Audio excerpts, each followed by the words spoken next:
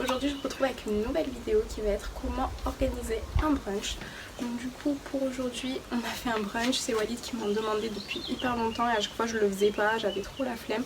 Et là je me suis dit que j'allais le faire et que j'allais vous montrer comment faire pour que vous puissiez aussi le faire par chez vous. Donc let's go pour les préparatifs. Bon du coup nous sommes samedi, donc la veille du brunch. Je vais commencer par faire mon cheesecake parce qu'il va falloir le laisser au frigo, donc il faut le faire avant le jour J. Je vais faire 2-3 autres préparations et du coup le reste je le ferai demain juste avant de manger.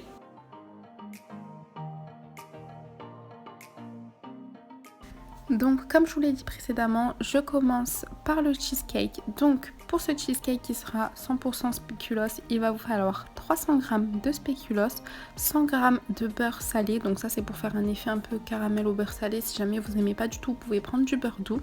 300 g de Philadelphia, 500 g de crème à 30%, donc ça c'est important que ce soit une crème entière, 250 g de mascarpone, 100 g de sucre glace, de la pâte à spéculoos que vous achetez directement en grande surface. C'est dans les rayons, vous avez le Nutella, la confiture, etc. Donc ce que je fais moi, qui n'était pas précisé dans la recette parce que ce n'est pas ma recette, c'est celle d'une fille sur Insta qui s'appelle Cooking by Sophia. D'ailleurs elle fait des trop beaux gâteaux, mon dieu, elle est vraiment très douée. Et elle est apparue dans mon fil Explorer sur Insta, c'est comme ça que j'ai vu cette recette de cheesecake. Bref, donc je disais, moi en dessous je vais passer un papier cuisson, donc pour éviter que ça colle trop à la paroi du moule. Donc c'est important de prendre ce genre de moule que vous pouvez enlever sur le côté. Je crois que ça s'appelle un moule à manquer, je suis pas sûre, franchement je suis désolée, je m'y connais pas trop en pâtisserie, mais voilà, c'est un moule où vous pouvez enlever le côté et il va vous rester que le dessous. Donc ce que je vais faire en premier temps, c'est la pâte en dessous. Donc on va mixer les 300 g de spéculoos. Faites bien attention à pas tout peser, hein. Souvent vous avez le poids des paquets, c'est écrit derrière, donc voilà, ça vous évite de tout peser et vous gagnez du temps.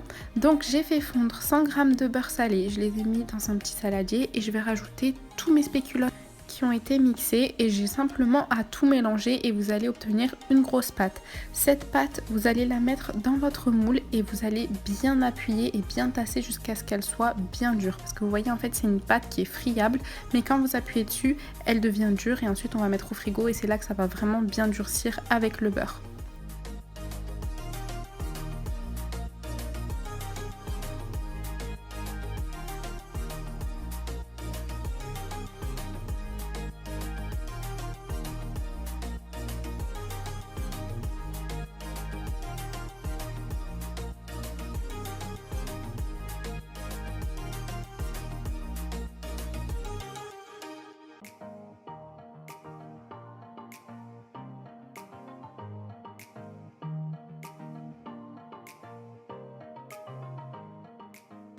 Et comme vous le voyez, mon mélange bouge quand j'appuie, c'est parce qu'en fait le papier cuisson en dessous était trop tendu. Donc ce que j'ai fait, c'est que j'ai un tout petit peu ouvert le moule pour le détendre et j'ai refermé.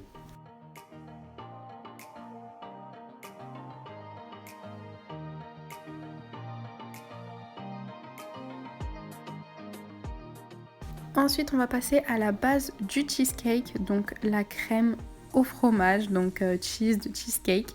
Donc moi je commence par faire la chantilly avec la crème entière. C'est pour ça que c'est très important que ce soit une crème entière pour qu'elle puisse bien monter. Il faut qu'elle soit froide, donc mettez-la au frigo si jamais vous l'avez acheté comme ça dans les rayons en fait où c'est pas au frais.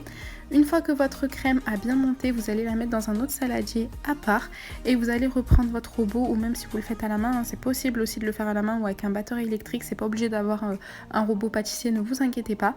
Je vais rajouter du coup le mascarpone, le Philadelphia et la pâte de spéculoos. Donc elle, dans sa recette, elle demandait pas de mascarpone, elle disait que du Philadelphia, mais moi j'ai voulu rajouter un peu de mascarpone. J'ai regardé quand même sur internet et apparemment c'était possible. Donc c'est comme vous voulez, soit que du Philadelphia, soit vous pouvez faire les deux. Par contre vous pouvez pas faire que mascarpone, il me semble.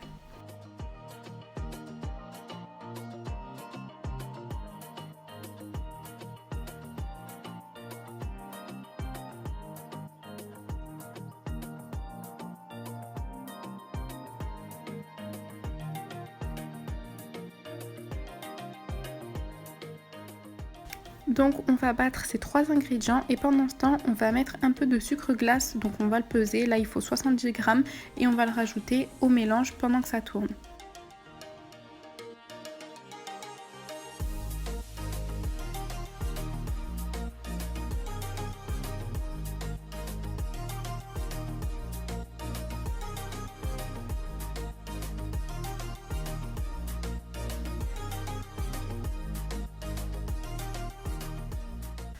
Une fois que tous ces ingrédients sont bien mélangés, je vais rajouter ma chantilly et pareil, je vais rebattre pendant à peu près 1 à 2 minutes pour que tout soit bien mélangé, tout soit bien homogène et surtout que ça ait bien gonflé.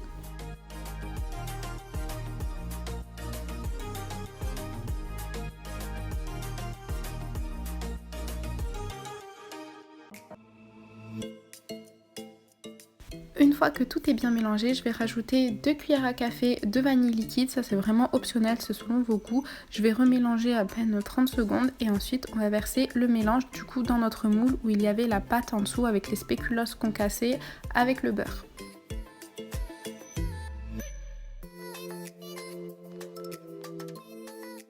Pensez à bien lisser votre crème parce que ça va être le dessus de votre gâteau et si vous le faites à l'arrache du coup ce sera pas tout droit. C'est une crème donc forcément vous n'aurez pas un lissage parfait puisqu'il y a le moule sur le dessus à moins que vous ayez énormément de crème, mais voilà, essayez de faire le mieux que vous pouvez et ça va partir au frigo pour 4 à 5 heures.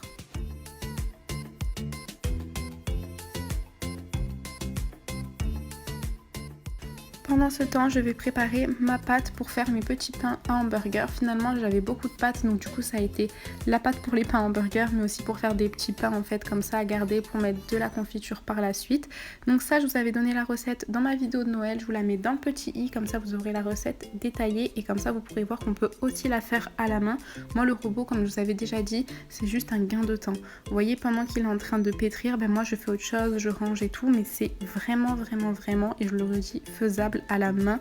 Ne vous inquiétez pas, ne vous dites pas oh elle a un robot, ben moi je peux pas faire. Si, vous pouvez faire à la main, j'ai fait très longtemps à la main et comme je vous le redis, c'est juste un gain de temps. Mais vous, avec vos petites mains, vous pouvez aussi faire très bien.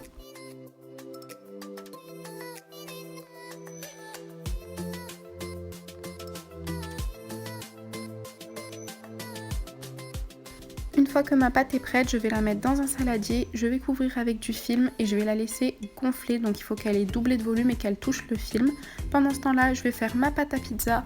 Donc là, comme d'habitude, si vous me connaissez, vous savez que j'ai pas vraiment de proportion.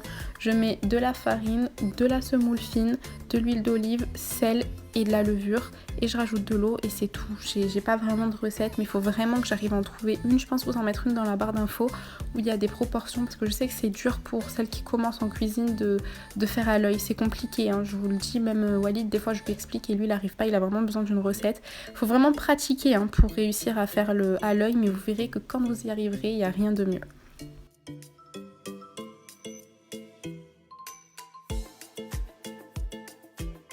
Et là c'est pareil, je reforme une belle boule, je filme et je vais la laisser un peu reposer. Elle va pas complètement doubler de volume parce que j'ai mis beaucoup moins de levure étant donné que ça va être une pâte à pizza, ça va pas faire un pain. Mais pareil, il faut quand même la laisser reposer. Pendant ce temps-là, je vais préparer ma viande pour faire du coup mes hamburgers. Je vais prendre de la viande hachée, je vais rajouter un peu de paprika, de l'ail en poudre, un oignon bien coupé en petits bouts, de la coriandre, sel, poivre et je vais rajouter un œuf. Je vais mélanger tout ça. Donc en fait l'œuf ça va vraiment être pour lier. Il faut vraiment tout mélanger. En fait si vous voulez ça fait une petite base de kefta on va dire mais sans les vraies épices genre cumin etc.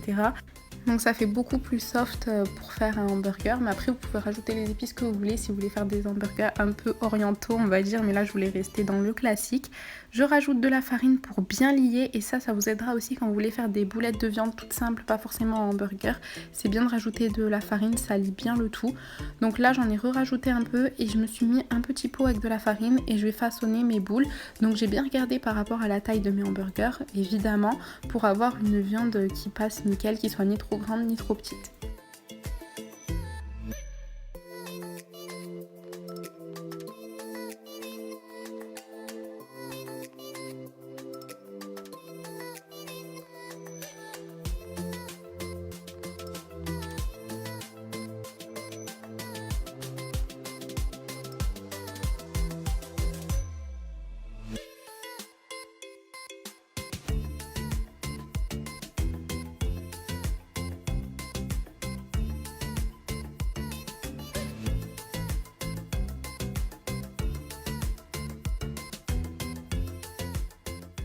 Je filme le tout et je vais le mettre au frais et ça on va les cuire juste avant de manger, donc le lendemain.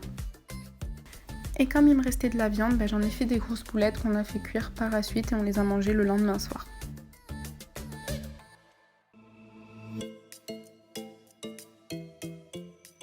Et maintenant je vais m'occuper de dorer mes petits pains à hamburger parce que forcément on va pas les mettre comme ça dans le four, il faut vraiment que ça ait un aspect hamburger. Donc j'ai mélangé un jaune d'œuf avec un peu de lait, je vais en badigeonner sur le dessus, donc c'est ce qui va faire dorer en fait vos petits pains. Je vais rajouter des graines de sésame, mais ça c'est à votre convenance, je sais qu'il y en a qui aiment pas ou qui préfèrent les graines de pavot.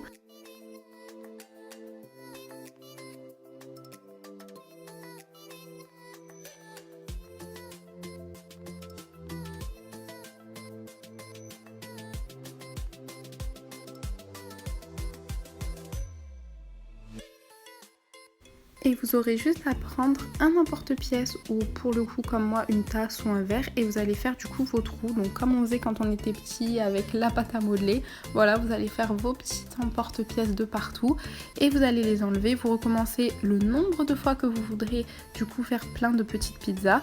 Et c'est tout simple, vous avez juste à les piquer, faites attention à le faire sinon ça va trop gonfler, ça vous risque de vous faire des bulles d'air en fait dans la pâte. Donc vous les piquez bien, vous allez les disposer sur un plateau. Ensuite moi j'ai fait tout simple, hein. J'ai pris une sauce tomate déjà prête, j'ai rajouté un peu de coriandre parce que j'adore la coriandre vraiment, je trouve ça trop bon. J'ai mis un petit peu de sucre parce que la sauce tomate comme ça industrielle ou Aldi, je vous avais déjà dit, ils supportent pas trop, c'est un peu trop acide. Donc voilà la petite astuce, hein, si jamais vous aussi vous supportez pas, rajoutez un peu de sucre.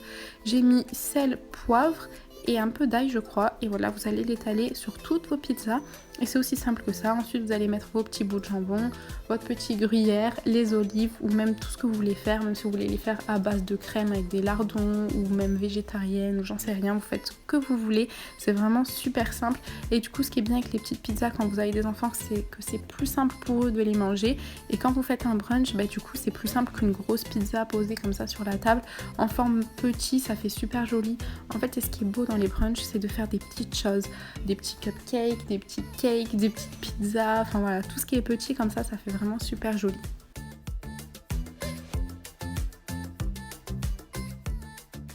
Et maintenant je vais repartir sur le cheesecake. Donc je vais faire fondre de la pâte à spéculoos au bain-marie. Donc ça c'est super important pour éviter de la cramer. Je vais démouler mon cheesecake. Donc comme je vous avais dit, voilà pourquoi c'est important d'avoir un moule qui s'enlève en fait. Parce que si vous avez un moule lambda, c'est juste pas possible. Vous allez trop galérer. Il vaut vraiment mieux avoir ce genre de moule. Je sais pas du tout comment ça s'appelle. Dites-le moi en commentaire.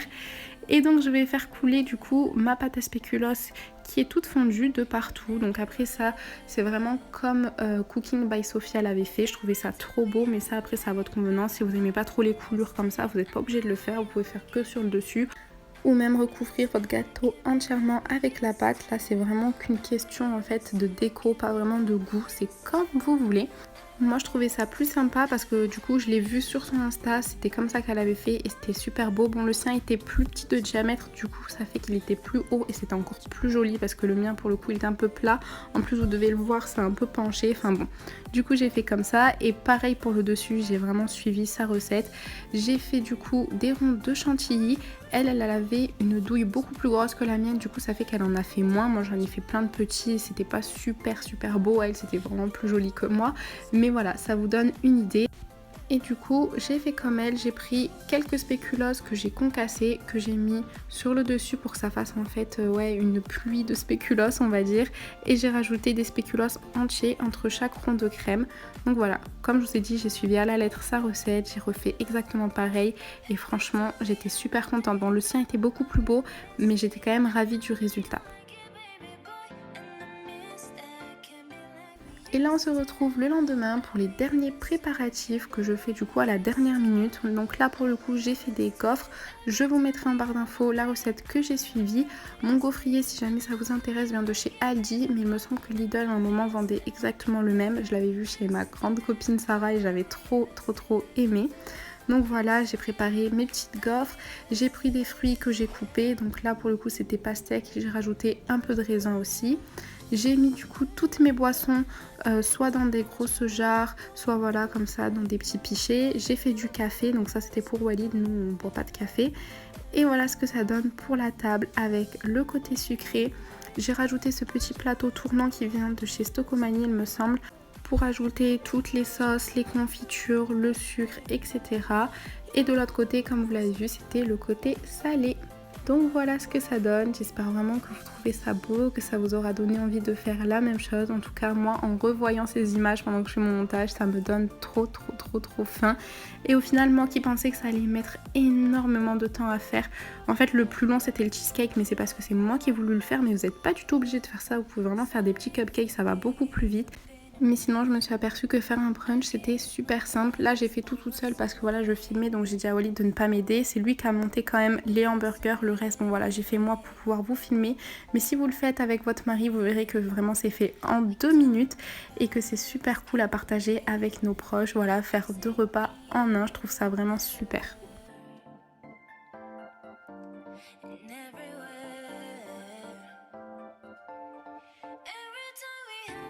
Et voilà, cette vidéo est terminée, j'espère vraiment qu'elle vous aura plu, qu'elle vous aura donné des idées. Si jamais vous refaites le même type de brunch, n'hésitez pas à me taguer sur Instagram pour que je puisse voir ce que vous avez fait. N'hésitez pas à commenter, à mettre un pouce bleu et à vous abonner comme d'habitude.